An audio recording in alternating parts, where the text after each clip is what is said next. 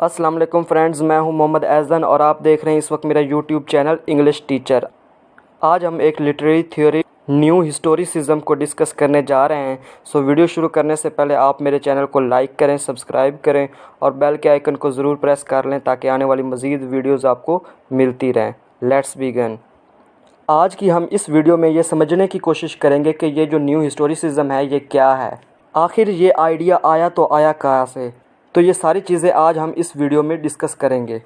New historicism को समझने से पहले हमें न्यू क्रिटिसिज्म को पहले समझना होगा कि बेसिकली न्यू क्रिटिसिज्म क्या था। न्यू हिस्टोरिसिज्म के आने से पहले एक लिटरेरी क्रिटिसिज्म में एक थ्योरी थी, न्यू क्रिटिसिज्म। न्यू क्रिटिसिज्म वाले कहते थे कि अगर आप किसी वर्क को पढ़ रहे हो तो उसके टेक्स्ट को पढ़ो, टेक्स्ट उसका इम्पॉर्टेंट है। उस वर्क के टेक्स्ट के अंदर आपको सब कुछ मिल जाएगा। वो कहते थे कि आप ऑथर का हिस्टोरिकल बैकग्राउंड क्यों पढ़ रहे हो, आप ऑथर की बायोग्राफी क्यों पढ़ रहे हो, आप उस टाइम का पॉलिटिकल, सोशल, कल्चरल कॉन्टेक्स्ट क्यों पढ़ रहे हो। मतलब कि आपको जो चीज़ भी चाहिए वो आपको टेक्स्ट में से ही मिल जाएगा। मतलब कि पॉलिटिकल, सोशल, कल्चरल कॉन्टेक्स्ट जो है वो इम्पॉर्टेंट नहीं है, राइटर की बायोग्राफी इम्पॉर्टेंट नहीं है, जिस टाइम पे वो वर्क लिखा गया उस टाइम का जो पीरियड चल रहा था वो इम्पॉर्टेंट नहीं है। मतलब कि टेक्स्ट जो है वो ही इम्पॉर्टेंट है, आपको टेक्स्ट में ही हर चीज़ मिल जाएगी। Text itself has meaning. एक किस्म का हम ये कह सकते हैं कि वो थ्योरी टेक्स्ट को सब चीज़ों से ऊपर रखती थी। सिर्फ टेक्स्ट ही इम्पॉर्टेंट है, आपको सारी चीज़ें टेक्स्ट में ही मिल जाएंगी। टेक्स्ट इटसेल्फ हैज़ मीनिंग, वो ये कहते थे। जिस तरह आप शेक्सपियर का किंग लियर पढ़ रहे हो या आप शेक्सपियर का मर्चेंट ऑफ वेनिस पढ़ रहे हो तो आपको मर्चेंट ऑफ वेनिस में सब कुछ मिल जाएगा। आपको उस टाइम के हिस्टोरिकल कॉन्टेक्स्ट में जाने की कोई ज़रूरत नहीं है कि उस टाइम पे ज्यूज़ के साथ किस तरह का बिहेव हो रहा था। मतलब कि न्यू क्रिटिक्स जो थे वो कहते थे कि आपने टेक्स्ट पढ़ा, आपने जो भी वर्क पढ़ा उसका टेक्स्ट इंपॉर्टेंट है, आप उस टेक्स्ट पे फोकस। तो अब हमारे न्यू हिस्टोरिसिस्ट कहते हैं कि क्यों भाई आप लिटरेचर को सारी चीज़ों से तोड़े जा रहे हो, लिटरेचर आइसोलेशन में थोड़ा पढ़ा जाएगा।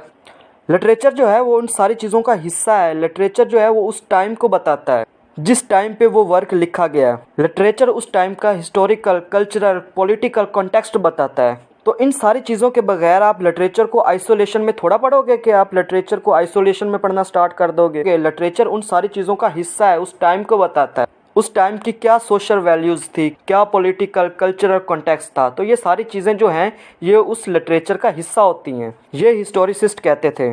कहीं ना कहीं उस टाइम का, उन चीज़ों का, उस बैकग्राउंड का माइंड पे इन्फ्लुएंस तो रहा होगा राइटर के कि तभी उसने ये वर्क लिखा है।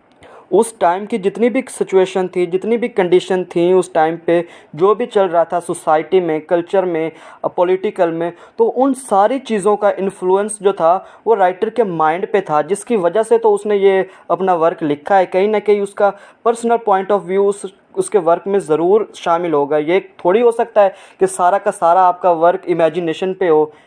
तो इस तरह जितनी भी सोशल कंडीशंस होती हैं, जितनी भी पॉलिटिकल, कल्चरल कंडीशन जितनी भी होती हैं, उनका इन्फ्लुएंस राइटर के माइंड पे ज़रूर रहा होगा, जिसकी वजह से उसने ये अपना वर्क लिखा होगा।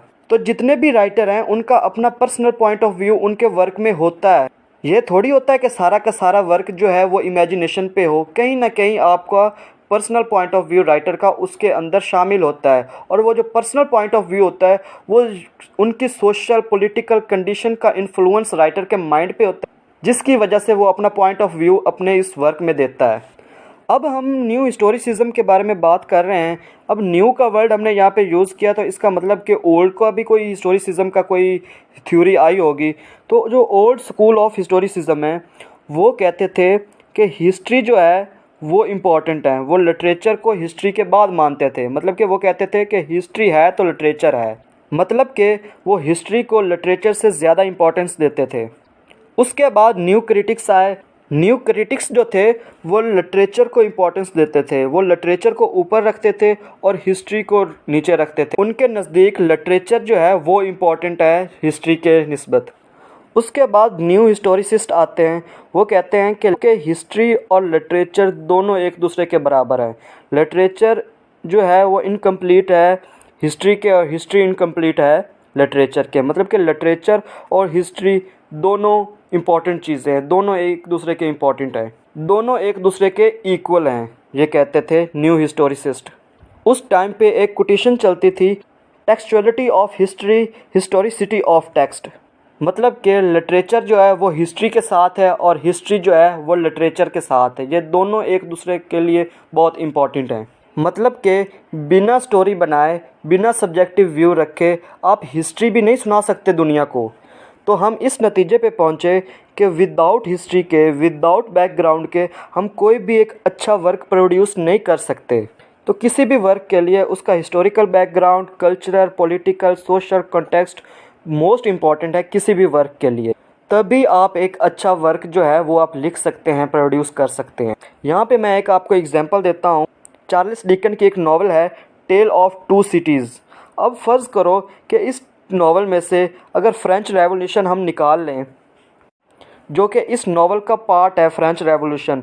फ़र्ज़ करो हम इस नावल में से फ्रेंच रेवोल्यूशन निकाल लेते हैं, तो क्या लगता है कि मतलब कि इस तरह लगता है कि जिस तरह बॉडी में से उसकी सोल निकाल ली गई है, मतलब कि उस बॉडी में से उसकी जान निकाल ली गई है। मतलब कि एक जो फ्रेंच रेवोल्यूशन है वो एक इम्पॉर्टेंट पार्ट है इस नावल का, और फ्रेंच रेवोल्यूशन जो है वो इम्पॉर्टेंट पार्ट है हिस्ट्री का। मतलब कि हिस्ट्री से ही इस नावल को फेम मिली। फ्रेंच रेवोल्यूशन जो थी ना वो हिस्ट्री का तो पार्ट थी ना। तो टेल ऑफ टू सिटीज़ जो नावल है तो वो बेस करता है फ्रेंच रेवोल्यूशन पे, और फ्रेंच रेवोल्यूशन की ही वजह से इस नावल को फेम मिली।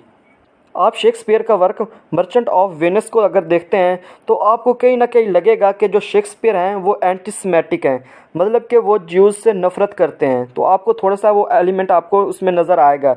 लेकिन अगर आप उसी टाइम पे क्रिस्टोफर मार्लो का वर्क ज्यू ऑफ माल्टा को देखें तो उस टाइम पे आप शेक्सपियर तक कुछ भी नहीं है जो क्रिस्टोफर मार्लो ने अपने वर्क ज्यू ऑफ माल्टा में ज्यूज़ की धज्जियाँ उड़ाई हुई हैं। तो इसका मतलब ये होता है कि उस टाइम पे जो ज्यूज़ के साथ क्या हो रहा था वो उस कल्चरल, पॉलिटिकल, सोशल कॉन्टेक्स्ट को बता रहा है कि उस टाइम पे क्या चल रहा था। एक वर्क जो होता है ना, कोई भी वर्क, वो उस टाइम पीरियड को शो करवा रहा होता है कि उस टाइम पीरियड पे क्या चल रहा है।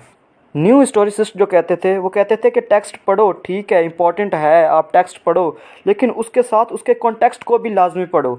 उस टाइम के सोशल, पॉलिटिकल, कल्चरल कॉन्टेक्स्ट को भी ज़रूर पढ़ो ताकि आपको ज़्यादा अच्छे से क्लियर हो। मतलब कि हिस्टोरिसिस्ट यही कहते थे कि टेक्स्ट जो है वो भी इम्पॉर्टेंट है, आप उसको भी ज़रूर पढ़ें, लेकिन उसके साथ उसके कॉन्टेक्स्ट को भी ज़रूर देखें कि राइटर का बैकग्राउंड क्या था, उस टाइम का हिस्टोरिकल बैकग्राउंड क्या है, उसके पॉलिटिकल, कल्चरल, सोशल कॉन्टेक्स्ट को भी ज़रूर पढ़ें ताकि आपको ज़्यादा अच्छे से क्लियर हो। और न्यू हिस्टोरिसिज्म में आपने एक नाम याद रखना है, स्टीफन ग्रीनब्लैट। इन्होंने एक वर्क लिखा the Power of Form in the English Renaissance, जिसमें इन्होंने फर्स्ट टाइम न्यू हिस्टोरिसिज्म की टर्म इंट्रोड्यूस करवाई। तो ये था हमारा आज का लेक्चर। अगर वीडियो पसंद आई है तो इसको लाइक करें, शेयर करें। Thank you so much for watching. अल्लाह हाफिज़।